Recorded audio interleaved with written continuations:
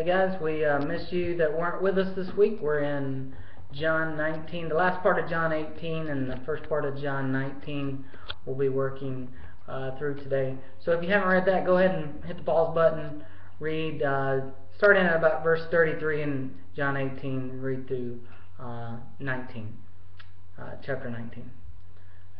So today we see where last week with John 18, I didn't get a video out on that, but we see where Jesus was taken before, he was betrayed by Judas, taken before Ananias, and then false accusations were being made and such as that. So we've seen Jesus go from Ananias to Caiaphas to the Sanhedrin, the Jewish council, and we see where just false charges were being trumped up against them. And now he's been placed before Pilate, where the Roman government was only allowed to do the executions, and they wanted him killed.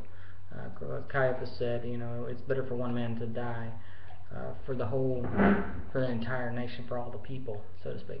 So we pick up here in verse 33, and we see he's brought into Pilate's headquarters, and Pilate asks him, "Are you king of the Jews?" And Jesus answers him by remaining in control of the whole situation. I originally thought that Jesus certainly his will was being accomplished throughout the whole process and through the crucifixion and resurrection, but at this point, prior, I had the mindset of, well, Jesus was letting things play out in a worldly circumstance to allow prophecy to be fulfilled. But actually, Jesus is in control throughout the whole situation we see. He answers Pilate in a way that a normal prisoner wouldn't have answered. A normal prisoner would have said whatever he needed to say to become free or to have his punishment lessened. Where Jesus answered, "Hey, are you asking this question because you want to know, or because somebody else put you up to this?" Verse 34. And Pilate says, "Hey, I'm not a Jew. Your chief priest handed you to me." Those types of things. And Jesus disregards those claims because there's no crime to be confessed to. So he goes into the kingship, and he answers, "My kingdom's not of this world. If my kingdom were of this world, my people would stand up and fight for me." And then he goes on to say in 37, Pilate says, "So you are a king then?" And he says, "You say that I am a king," Jesus said, "and I was born for this." So he is a king. And when he speaks of my kingdom, he again is answering as, yes, I am a king. And he is priest, prophet, and king. We know that.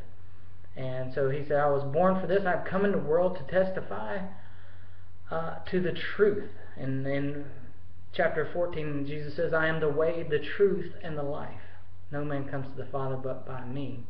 And Pilate gives an answer that many people will say in the secular world. What is truth? Truth's a relative thing. What I believe is right, what I believe is wrong is, I have a moral standard, so I'm going to maintain that moral standard. But my moral standard, my moral compass is different than your moral compass, and is different than the murderer in prison's moral compass. So there must be a foundation. There must be an eternal moral standard, and there is, and it's found in Jesus Christ. Truth is a person, and that person is Jesus Christ. Moving on to verses, the last part of 38 through 40, we see that after this, this is really cool. This would have been, Nisan is the first month of the Jewish calendar, and Nisan 10 would have been the same day that the high priest went and found the spotless lamb, the Passover lamb.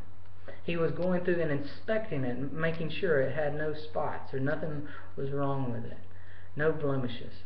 And then Pilate, catch this, same day, Nisan 10, Pilate says, after this he went out to the Jews again and he said, I find no grounds for charging him. Pilate is proclaiming him innocent. He sees that these charges were trumped up. He sees that there's no credit behind this. So you have a custom that I release prisoner on the Passover day. You want me to release this king of the Jews? And they shouted back, "No, we want Barabbas. We want Barabbas. Give us Barabbas. Crucify him." Those type of things. We see almost a riot beginning. And they release a murderer, a thief, and a revolutionary in Barabbas. And Jesus took his place, just like me and you. Me and you are the murderer, the thief, the revolutionary. You look back on your life. If you could post everything that you've ever, every word, deed, and thought on a video screen, well, you wouldn't listen to what I had to say if that was on the video screen right now. You'd turn me off. You'd turn even your own life if you saw those things. You would be totally shamed by every deed, thought, and word you said if it were blasted up somewhere. But so Jesus not only took this man's place, this murderer, thief, revolutionary, but he took your place. He took my place. He provided a way for sin to be forgiven. John 19 verses 1 through 3. Pilate took him and had him flogged. He thought, well, I'll have him flogged and I'll have the maybe that'll be enough, is a lot of the thinking. If this man came back bloodied and bruised, that would be enough. But also the soldiers went beyond what they were called to do from their authorities in punishing Jesus and having him flogged. They went beyond that. And they put a crown of thorns on him, punishing him even further. They mocked him. They slapped him in the face. Verses 1 through 3, we see that. And they shouted, "Hail, King of the Jews," in a mocking fashion. And then verses 9 and 11, he went back into the headquarters. "Where are you from?" This was shaken at this point, Pilate was. "And where do you come from?" But Jesus didn't give him an answer. And Pilate says, "Don't you know that I have authority to save your life or to keep it or to crucify you?" And Jesus responds, again, in control of the situation. In verse 11, he says, "You have no authority over me at all. Any authority that you do have would be from above.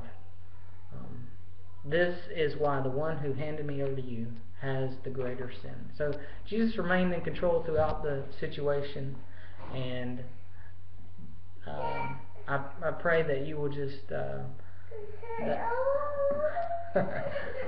I pray that you will just pray for me, but I pray that you will come to understand that Jesus is the way, the truth, and the life.